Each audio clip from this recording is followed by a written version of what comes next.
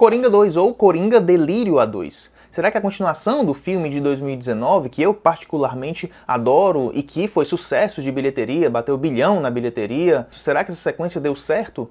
Nesse vídeo eu vou falar um pouco sobre essa continuação, que traz a Lady Gaga no papel da Arlequina, e eu digo uma coisa, aqui teve riscos envolvidos e eu gosto dessa coragem. Mas antes de continuar, deixa eu me apresentar, eu sou o Messias Adriano, considere se inscrever nesse canal e deixar o like, porque isso acaba ajudando esse conteúdo a chegar a cada vez mais pessoas. Então se inscreve no canal e clica no like. Agora. O filme já começa com a fanfarra da Warner, a logo da Warner em formato animado, ali bonitinho para aquecer os motores e meio que, talvez para dar um indício de que aqui a gente não vai ter algo tão pesado, ou pelo menos algo diferente do que foi o primeiro filme. Aliás, desde que foi divulgado que Coringa 2 seria um musical, os ânimos se exaltaram dentre as pessoas que acompanham as notícias de cinema, porque tem gente que detesta o gênero. Quanto a isso, Coringa 2 não é um musical desses clássicos no sentido de que as pessoas vão sair correndo no meio da rua e dançando com grandes coreografias ensaiadas. O filme tem escapes oníricos utilizando músicas, mas quem está rejeitando assistir o filme por ser musical, por imaginar que vai ter diálogos cantados, por exemplo, não justifica.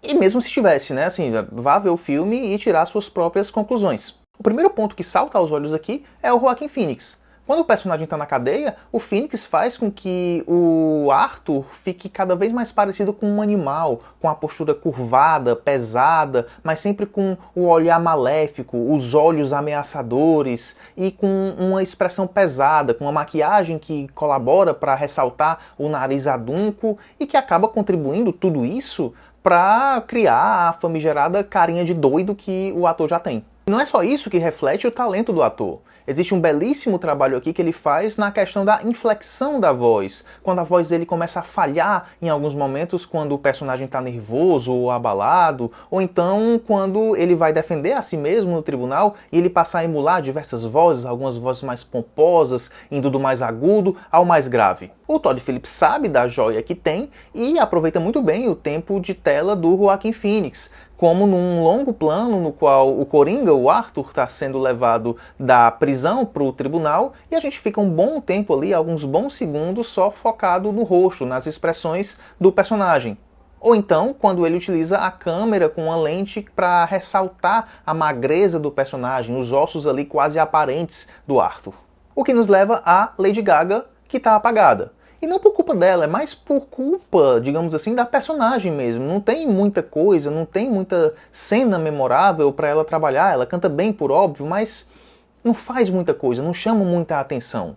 A gente ainda está em outubro, muitas águas vão rolar, não sei quanto tempo e dinheiro a Warner vai investir em campanhas, mas eu acho difícil ela ser lembrada no próximo ano para o Oscar de atriz coadjuvante. Também não sei as outras concorrentes, né?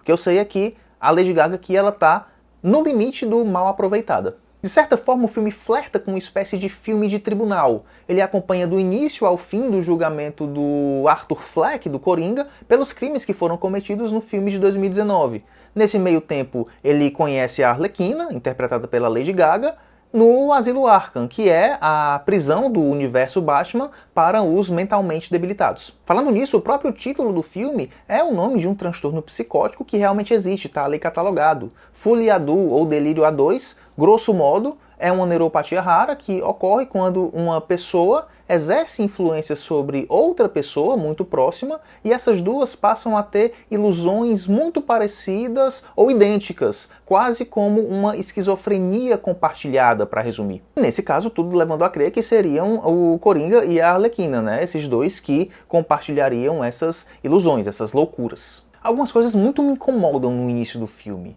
Logo na primeira cena, 5 minutos, um personagem pergunta 3 vezes pro Arthur se ele tem alguma piada pro cara.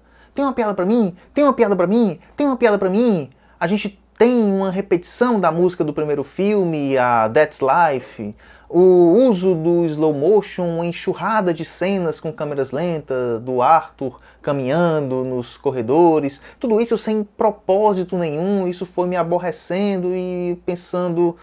Aqui vamos nós. A fotografia também trabalha uma luz amarela inicialmente exageradíssima. A cena na qual a Arlequina está numa sala de música e o Arthur passa pelo corredor e vê a personagem da Lady Gaga, a Arlequina, nessa sala, parece que tem uns 550 sóis lá dentro. É o diretor de fotografia apontando, chamando a atenção para si mesmo, dizendo: olha eu aqui, olha eu aqui.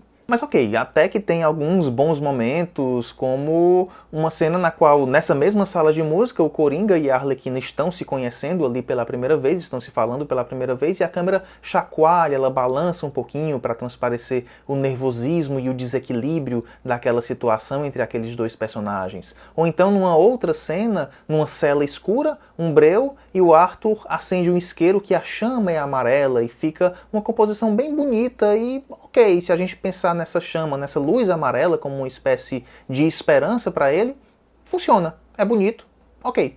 E como eu disse, o filme tem momentos de escape, de sonho, nos quais os personagens estão cantando, as músicas inclusive são muito boas, referenciando algumas vezes ao cinema clássico, tem um pequeno momento de sapateado, numa espécie de bagunça tensa, mas que foi me levando ao pensamento, tá, mas o que é que o filme quer provar?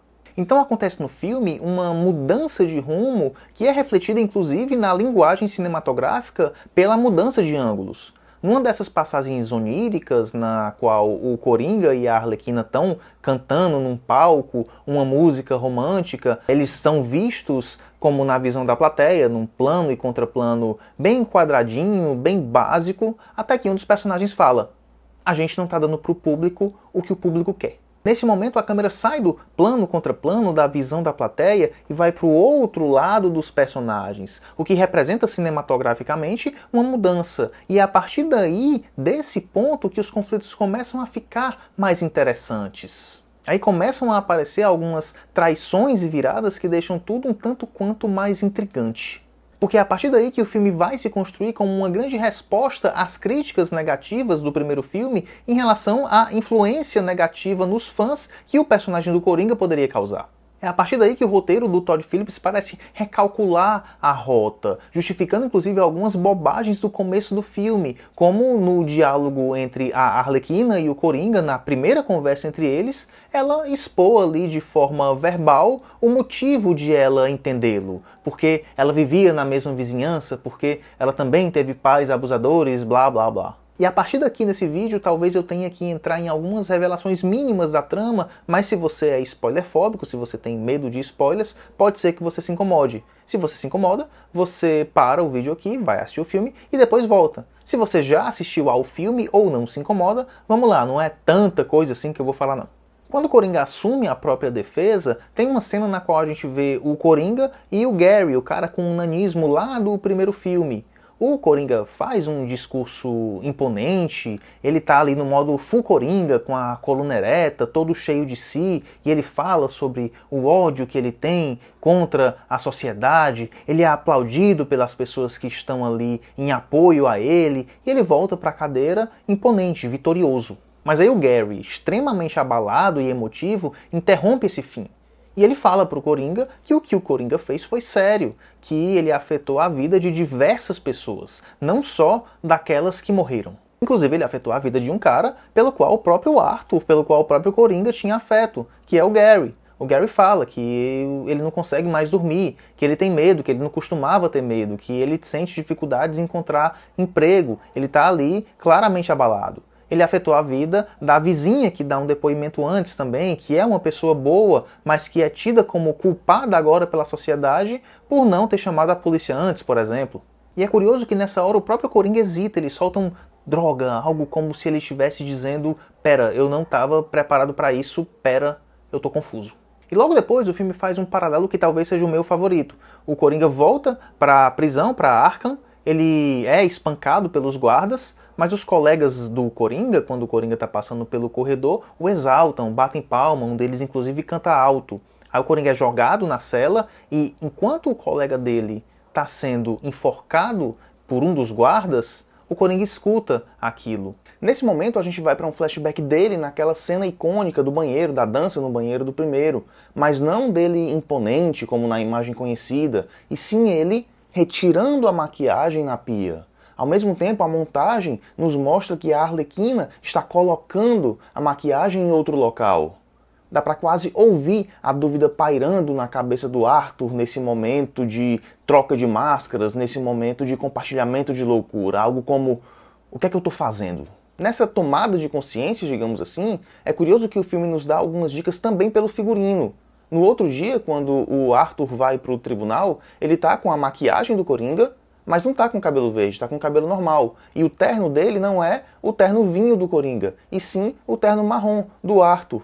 O que indica que ele já tomou aquela decisão de desistir do Coringa muito antes dele verbalizar essa decisão. E é aí que o filme se revela uma tragédia de alguém que, se antes se via livre no caos criado, agora se sente usado e não quer mais, não quer ser Marte ou causar revolta, dar inspiração para maluco, não é mais forte, não aguenta mais o peso de ser um símbolo doentio. Então faz sentido e é curiosa a repetição da música representativa do primeiro, That's Life, do Frank Sinatra, Isso é Vida, com a música representativa aqui desse segundo, That's Entertainment, Isso é Entretenimento, do filme Roda da Fortuna. A grande vingança e revolta se transformam em entretenimento. As atitudes do Arthur não passam de fantasia vazia, de diversão para o público. E quem ainda busca inspiração nele, me desculpe, mas o que esse segundo filme está fazendo é praticamente esfregar na sua cara. Você vai continuar sendo usado, porque tudo é entretenimento. É fantasia trágica da qual o próprio Coringa se arrepende. Beleza, pessoal? Então me diz aí nos comentários o que foi que você achou do filme, ou se você vai assistir, porque a gente fica por aqui hoje. Até o próximo vídeo. Tchau!